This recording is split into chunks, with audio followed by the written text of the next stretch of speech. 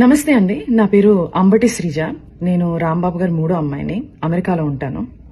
అయితే నేను మీ అందరి ముందుకు ఎందుకు వచ్చానో మీకు ఈ పాటికి అర్థమై ఉండాలి. మా ఇంటి మీద 3 రోజుల క్రితం పెద్ద దాడి జరిగింది. అయితే ఈ దాడి ఎలా మొదలైంది?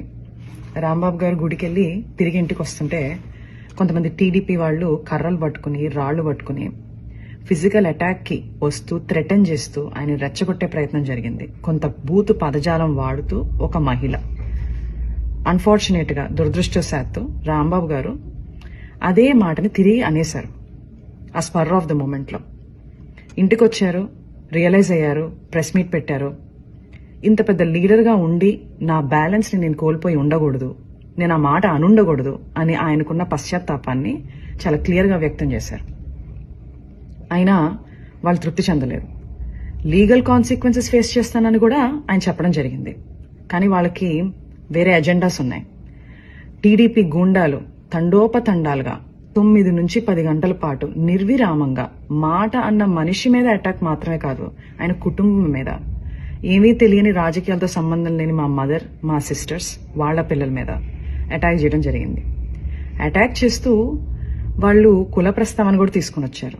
కాపు ఎల్ డాష్ ఇలాంటి మాటలు మాట్లాడుతూ అటాక్ చేయడం జరిగింది. అయితే నాకు షాకింగ్ విషయం ఏంటంటే ఇదంతా కూడా ఎగ్జిక్యూట్ చేసింది, ఇంప్లిమెంట్ చేసింది ఎవరయ్యా అంటే ఒక డాక్టర్, సెంట్రల్ మినిస్టర్. అంటే ఆయనకున్న మేధస్సు, ఆయనకున్న ఈవిల్ థాట్స్ ని, ఆ క్షణంలో ఉన్న ఈవిల్ థాట్స్ ని సరైన మార్గంలో పెట్టలేకపోయిందా? ఇది నాకున్న అంతు చిక్కని ఒక ప్రశ్న. అక్కడితో వాళ్ళు ఆగలేదు. రాంబాబు గారిని అరెస్ట్ చేశారు. ఏమని చెప్పి అరెస్ట్ చేశారు? మీకు భద్రత లేదు బయట ఉంటే అని చెప్పి అరెస్ట్ చేశారు. అరెస్ట్ చేసి చాలా కన్వీనియంట్ గా 4 గోళ్ల మధ్యలో బంధించి కాళ్ళు చేతులు పట్టుకుని ఫిజికల్ గా హెరాస్ చేయడం జరిగింది. ఆయన ఒక ఎక్స్ మినిస్టర్. సరే, మీకు ఆ గౌరవం ఇవ్వడం ఇష్టం లేదు. ఆయన ఒక సీనియర్ సిటిజన్, 65 నుంచి 70 ఏళ్ల మధ్యలో ఉంటుంది ఆయన వయసు. అయినా కూడా వాళ్ళకి గౌరవం ఇవ్వాలని లేదు. రాక్షసానందం పొందారు. అయితే నాకు అనిపిస్తుంది, ఇంతకుముందు మా ఇంట్లో వాళ్ళు అమెరికాలో ఉన్నాను, ఫారెన్ కంట్రీలో ఉన్నాను అని చెప్పి నా యోగక్షేమాలు కనుక్కోవడానికి తరచూ నాకు ఫోన్ చేసి మాట్లాడుతుండేవాళ్ళు. ఇప్పుడు ఆపోజిట్ అయిపోయింది సిచ్యుయేషన్. అయితే రోజులన్నీ ఒకటిలా ఉండవు.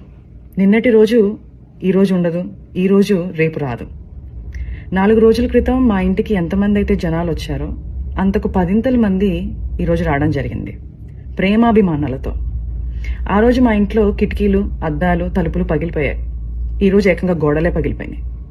శ్రీ వైఎస్ జగన్మోహన్ రెడ్డి గారు మా ఇంటికి రావడం జరిగింది. కూర్చుని చాలా వివరంగా మా అమ్మగారితో, మా అక్కలతో జరిగిన సంఘటనల గురించి మాట్లాడటం, మా బాధని షేర్ చేసుకోవడం, మాకు ఒక అండగా నిలబడటం జరిగింది. చాలా సంతోషంగా ఉంది.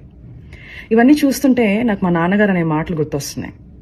శ్రీ వెంకటేశ్వర స్వామి అండ మాపై ఉన్నంత వరకు మీరు మా పైన వేసే ప్రతి రాయి మా దాకా చేరేసరికి పువ్వుగా మారుతుంది. మీరు మమ్మల్ని తిట్టే ప్రతి తిట్టు ఒక ఆశీస్సుగానే మారుతుంది. ఆయనే మాకు ఒక రక్షక కవచంలా ఉంటారు. Thank you.